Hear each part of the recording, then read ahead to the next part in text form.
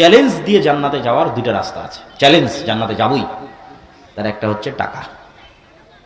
যে ঠিক আছে, যতদূর পারছি আল্লাহর ইবাদত করি, অন্তত 5 ওয়াক্ত সালাত ঠিক রাখি, কবিরা গুনাহ থেকে বেঁচে থাকি, তারপরে যদি ভুল ত্রুটি কিছু হয়, ইবাদতে যদি কিছু কমতি হয়, তাহলে জান প্রাণ দিয়ে টাকা ইনকাম করো, টাকা ইনকাম করে ওই টাকা আল্লাহর রাস্তায় দান করো।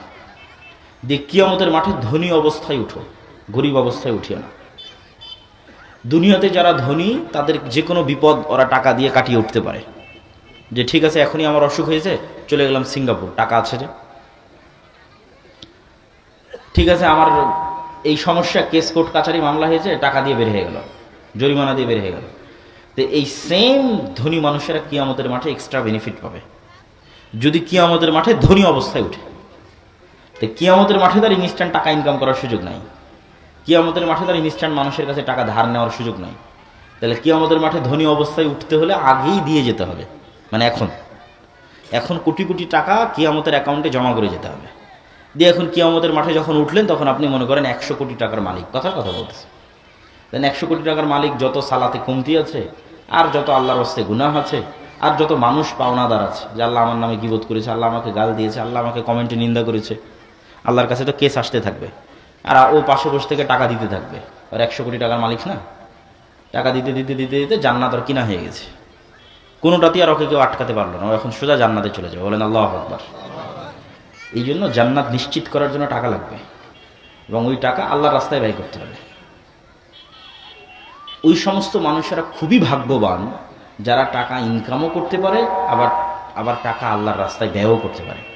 কিছু মানুষ আছে টাকা ইনকাম করতে পারে ঠিকই, কিন্তু ওই যে ছেলেটা বললো না, যে আনন্দ উৎসব, ডিজে পার্টি, বিনোদন, ঘোরাফেরা, গান বাজনা, মদ, নারী, দুবাই, ঠিক আছে, বেহায়াপনা, বেলিল্লাপনাতে টাকা শেষ করে দিচ্ছে। তো ওর কথা নয়, যে টাকা ইনকামও করতে পারে, আবার টাকা কোথায় ব্যয় করতে পারে? আল্লাহর রাস্তায়। এ খুব সৌভাগ্যবান, খুবই সৌভাগ্যবান। এর কাছে জান্নাত বিক্রি হয়ে যাবে। এই জন্য যুবকেরা বসে থাকার কোনো সুযোগ নাই, অলসতার কোনো সুযোগ ইসলামে নাই, সময় নষ্টের কোনো সুযোগ ইসলামে নাই। আল্লাহ সুবহানাহু ওয়া তাআলা এই পৃথিবীকে নেতা হওয়ার জন্য 2টা ফাংশনের উপর দাঁড় করিয়ে রেখেছে। একটা ফাংশনের নাম জ্ঞান এবং শিক্ষা, আর একটা ফাংশনের নাম সত্যবাদিতা এবং ন্যায়পরায়ণতা। তুমি মোবাইলের যেই বাটনে চাপ দিবা, সেই বাটন সেইভাবেই কাজ করবে। তো এখন ইহুদি খ্রিস্টানেরা যদি জ্ঞান অর্জন করে, শিখে, পড়ে, লেখে, আর মুসলমানের সন্তানেরা, সৈয়দপুরের সন্তানেরা যদি গান বাজনা, ফ্রি ফায়ার, পাবজি, ইউটিউব, ঠিক আছে, IPL, BPL, অনলাইন বেটিং, জুয়া, বিড়ি, সিগারেট, মদ, এগুলো যত সময় নষ্টের রাস্তা আছে, এগুলোতে সময় নষ্ট করে, তো আল্লাহ বলবে না যে ইহুদি খ্রিস্টান তোরা থাম, তোরা এত পড়তেছিস, এত জ্ঞান অর্জন করতেছিস, তোদেরকে আমি নেতা বানাবো না। আমার সৈয়দপুরে একটা মদখোর, জুয়াখোর বান্দা আছে, ওকে নেতা বানাবো। এটা করবে নাকি আল্লাহ? তোমাদের কি মনে হয় আল্লাহ এটা করবেন? জি না। যে জ্ঞান অর্জন করবে ওই নেতা হবে, এভাবেই পৃথিবী দাঁড়িয়ে আছে।